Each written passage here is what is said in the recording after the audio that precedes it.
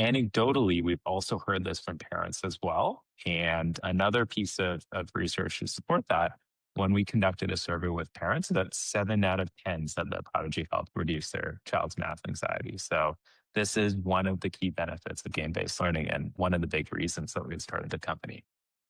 Thanks, Absolutely. Manisha. Yeah, thank you so much for adding that in. And just just to kind of give you a sense of this idea of not being good at math or being good at math is just so culturally inherent that I mean, I'm telling you, during the pandemic, I founded a nonprofit that's helped 500 students. I mean, we trained probably 500 volunteers to help 500 kids in math through the pandemic. And about half an hour ago, I was sitting in my room thinking like, oh my God, what business do I have leading a workshop about math education? I felt like I am a total fraud coming here and sharing these insights with you. I mean, and I think that's how deep these beliefs run. So just, what Rohan has created is so wonderful, but it's also just good to recognize that if you feel that way, you're not alone and you can still benefit people and help them learn math, even if you have those feelings. So just to kind of go along with this idea of Prodigy, I think one of the real benefits of the curriculum is it's mastery based. And if you're not familiar with mastery based learning, it's a concept that was coined by a scholar at MIT named Benjamin Bloom. And he found that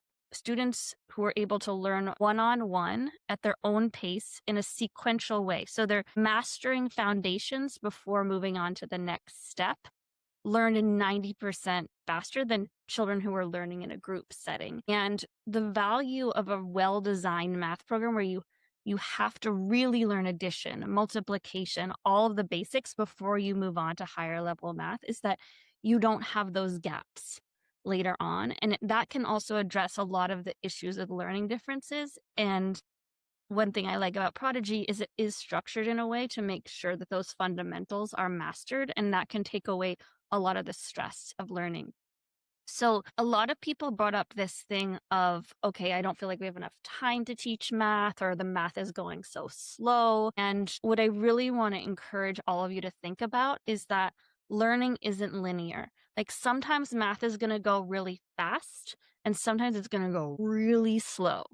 But most research shows that you are going to end up at the right place. And when I'm tutoring, occasionally I will ask a child a question and then I just wait and they're quiet. They don't actually even respond. Or they might be running around doing something else entirely. Occasionally, after a minute or two, I might say, okay, did you think about that?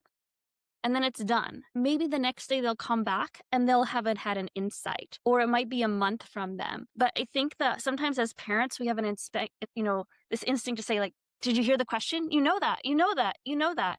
And we don't really give them that space for the seed to grow. And so I know that it's really hard when you feel like your child isn't learning as fast as their peers, or you're just stuck on the same dang multiplication principle for months. But as long as you're consistent and maybe pushing them a little bit, things will start to click. But the more you say like, come on, you know this, the more anxiety does tend to develop. So it's so hard to be patient sometimes, but I find just planting those seeds is so valuable. So I guess, yeah, the one thing I did really want to kind of dive in a little bit more with is this idea of learning with your child. So what that means is that you're really transparent about what you know and what you don't know. So for example, I have this problem I pulled up in Prodigy here. Whenever you look at Prodigy, there's this little light bulb that gives you a tip. So if you're not really sure what the answer is, you can look at the tip and you can read the tip together, or there's this little sound. This can be really great for a kid with dyslexia to hear it. And sometimes there's also a little video. So you can use that as a tip. And then instead of saying, trying to explain it to them, you can explore this concept together. Say like, hey, I'm not really sure about that. Let's ask ChatGPT together. Let's Google it together. Let's see if we can find a video on YouTube together.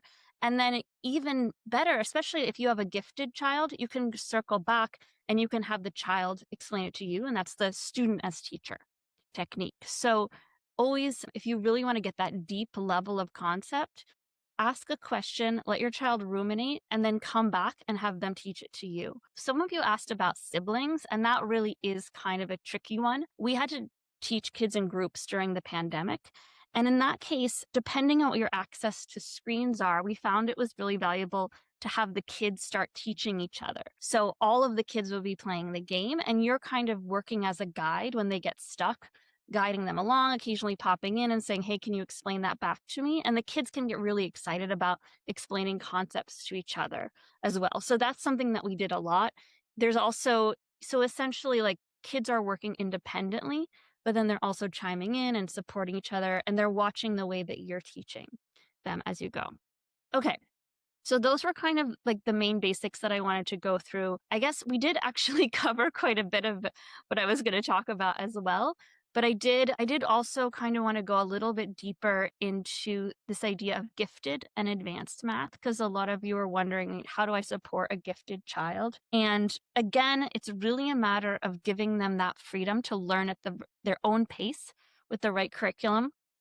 Sometimes challenges with a gifted kid is they'll tend to either rush ahead and skip that understanding. And in that case, this student as teacher is so valuable. Just saying, like, can you please explain this to me? Ask questions, etc.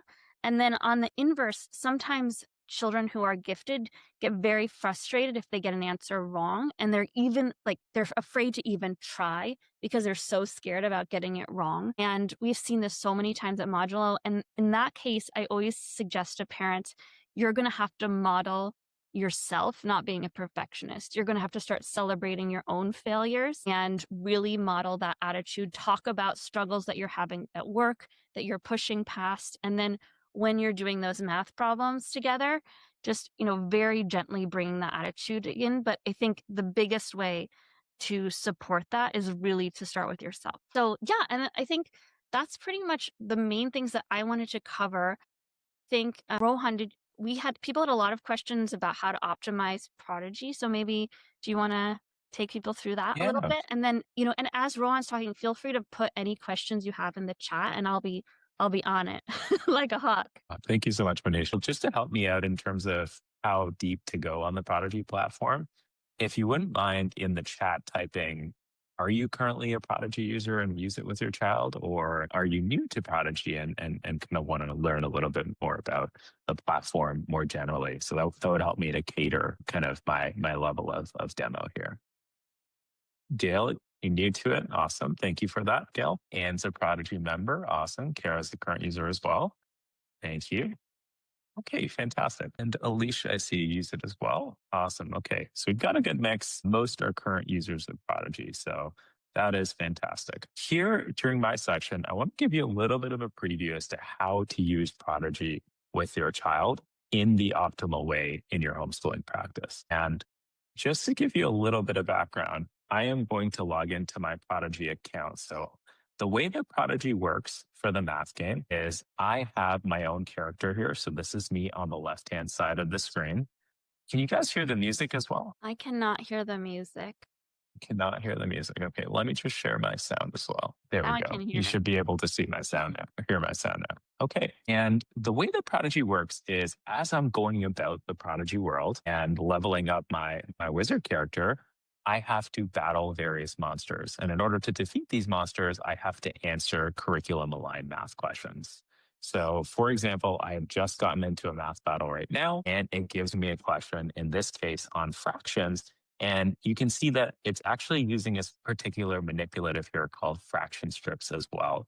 So one of the things that you can do is Prodigy does have, if you click on the top left-hand side, some manipulatives that you can use. In this case, since this is a fraction strips question, I can actually choose to drag in some fraction strips as well. And I can kind of line it up here and see if this aligns. As Venetia mentioned, if I might be struggling with this question, I can click on this light bulb and get a hint potentially.